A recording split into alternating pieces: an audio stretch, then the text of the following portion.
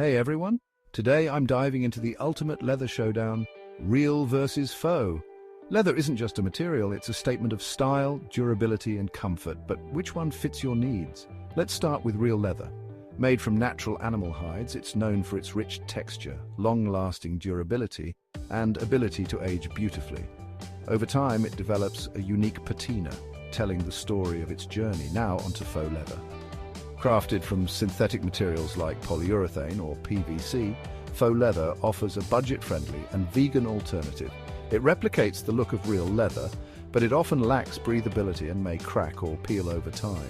When it comes to maintenance, real leather requires regular conditioning to stay soft and crack-free.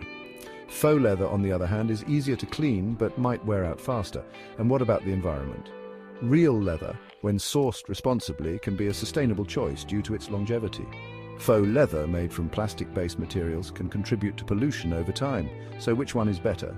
It all depends on your lifestyle, budget and values.